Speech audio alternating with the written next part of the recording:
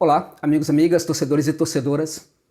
Vamos falar neste vídeo um pouco sobre o Alejandro El Papu Gomes, argentino de 32 anos, que atua pela Atalanta e que deverá atuar pela equipe de Bergamo até o final deste ano.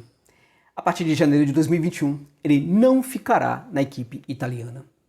Neste sentido, é um jogador interessante para outras equipes europeias. E eu diria para vocês que é um caso interessante de jogador que poderia ser repatriado por uma equipe da América do Sul e principalmente, por que não, por uma equipe do futebol brasileiro. É para tanto? Acho que sim. Bem, o Gomes ele tem muita participação nessa Atalanta vencedora das últimas temporadas. Ele é um dos grandes representantes do sucesso desta Atalanta que tem encantado a todos, atuando com futebol vibrante, muito interessante dentro de campo. Não é somente ele. A direção da Atalanta tem praticado ideias muito bacanas, interessantes e eficientes sobre futebol. A condução do técnico Gianpiero Gasperini é realmente notável, mas dentro de campo, o grande protagonista desta Atalanta, sem dúvida alguma, é o jogador argentino, que hoje é um dos grandes ídolos históricos da torcida. Eu diria para vocês que é também um dos maiores ídolos sul-americanos de uma equipe italiana em todos os tempos. O Gomes ele tem 253 jogos pela equipe de Bergamo, marcou 59 gols, tem 78 assistências, com uma média aí de mais de 0,5 por jogo entre assistências e gols. Ou seja, de participação direta ele tem mais de 0,5 por jogo nesses 253 jogos que teve pela equipe bergamasca. Ou seja, é muita coisa para o meio-campista. Muito. E é muito mais ainda se a gente pensar o que é o jogo do Papu Gomes.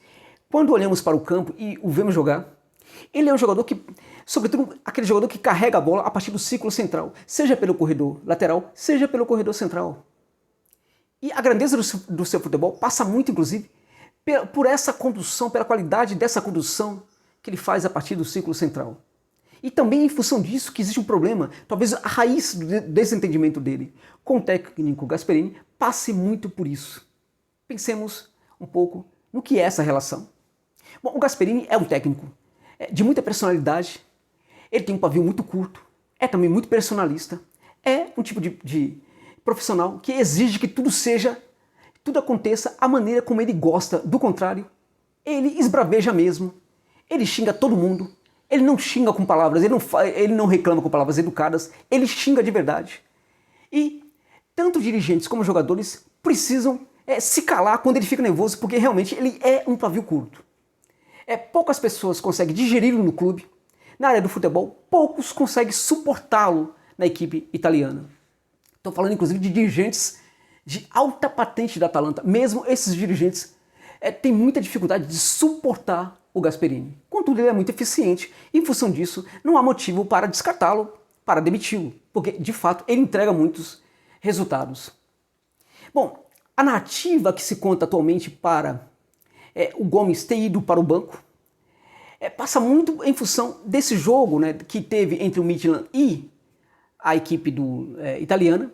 A partir desse jogo, a partir desse conflito, o Gomes sequer tem ido para as partidas, vai para o banco de reservas, muitas vezes não entra nas partidas. Contra a Roma sequer foi relacionado para o jogo.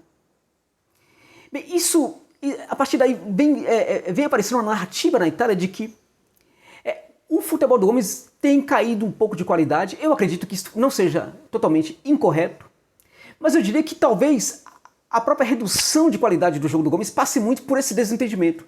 Vejamos, teoricamente, o que é esse desentendimento. O Gasperini teria entendido que o Gomes funcionaria melhor se ele jogasse como tipicamente um atacante, ocupando mais ou menos ali o último terço do campo. Então o Gasperini reduziria o campo para o Gomes jogar e ele não precisaria mais voltar tanto para o meio de campo. Como eu disse, acho que a grandeza do futebol do Gomes passa muito por essa capacidade de conduzir a partir do meio de campo, que é um jogador que tem muita inteligência para fazer a leitura dos acontecimentos, saber cadenciar, mesmo em velocidade, saber entender o momento em que os seus companheiros podem receber a bola. Ele pode carregar, pode cadenciar, e nesse sentido ele pode inclusive permitir com que espaços sejam surgidos dentro do campo a partir do último terço. Então ele é um jogador essencial também por isso. Não somente por conduzir a bola, não somente por dar assistência, não somente por fazer gols. Ele é importante também por cadenciar, ele é importante também para fazer com que espaços apareçam dentro de campo, para que os jogadores se posicionem melhor, recebam a bola e façam com que o jogo aconteça. Então o Gomes discorda do Gasperini e acha que ele tem jogo para continuar no meio de campo. Eu diria para vocês que eu concordo com o jogador nesse caso. Ele tem 32 anos, tem uma excelente condição física, então é um tanto quanto inexplicável essa história de que ele precisaria se poupar e jogar no último terço, porque, a meu ver, ele ainda é um jogador muito novo para esse tipo de coisa. E ele caberia no futebol do Brasil? Acho que sim. No futebol do Brasil, no futebol de outras equipes sul-americanas. Seria caro, mas acho que poderia se racionalizar, pensar um pouco aí a questão do orçamento. E, por que não?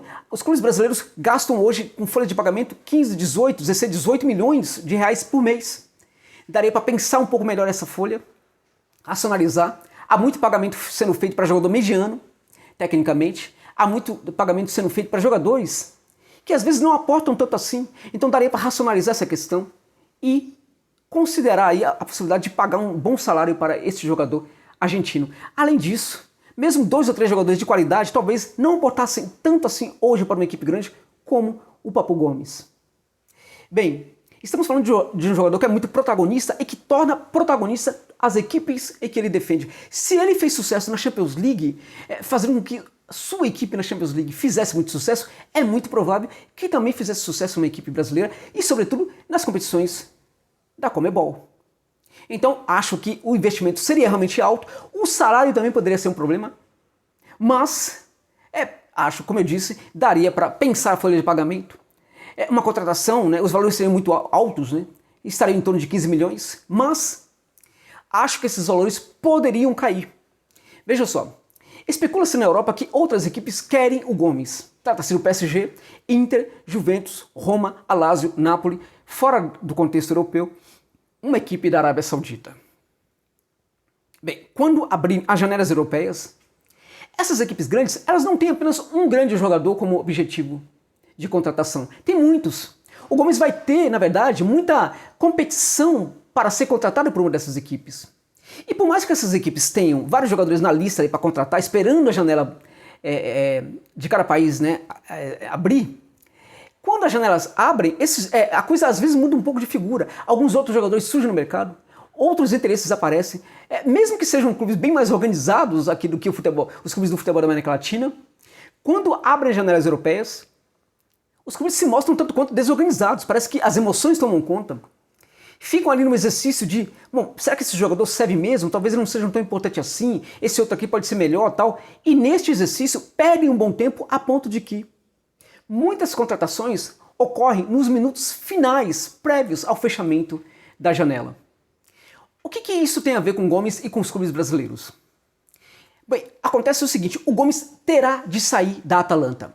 O Gasperini, ele colocou como condição para renovar o contrato que o Gomes seja mandado embora da Atalanta. E isto precisa e vai acontecer em janeiro. Então, se a Atalanta não receber imediatamente após abrirem as janelas de transferência, se a equipe não receber uma proposta pelo Gomes, esses valores de 15 milhões vão cair bruscamente. Bruscamente justamente porque a equipe de Bergamo vai precisar vender o jogador. Então, nesse caso, acho que a partir dos primeiros dias, esses valores podem cair, por exemplo, para 11 milhões. E uma proposta aqui da América do Sul poderia ser um pouco mais baixa. Eu diria para vocês que uma proposta vencedora ficaria em torno de 9 a 10 milhões de euros. Acho até que poderia arriscar inicialmente uma proposta de 8 milhões de euros que poderia ser vencedora para contratar o Papu Gomes. Ora, mas ainda assim é muita coisa para o futebol brasileiro. Pode ser que sim, mas já estamos nos adequando, né, a essa possibilidade de repatriar jogadores sul-americanos que estão na Europa. E eu diria também que há muitas contratações sendo feitas por alguns clubes aqui no futebol brasileiro, de jogadores que às vezes não aportam tanto assim.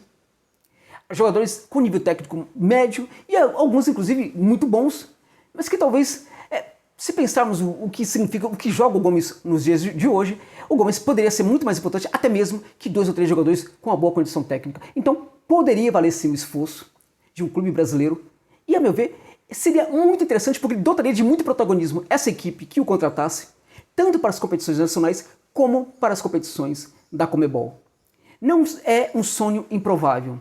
Hoje o futebol brasileiro tem condição sim, se pensar com responsabilidade, tem condição sim de fazer a contratação desse nível e acho que poderia pensar seriamente na possibilidade de trazer o Papu Gomes, porque é um jogador com 32 anos que, a meu ver, mesmo que tenha caído sim na última temporada, a meu ver, ainda joga o fino da bola e seria muito diferenciado aqui no futebol brasileiro.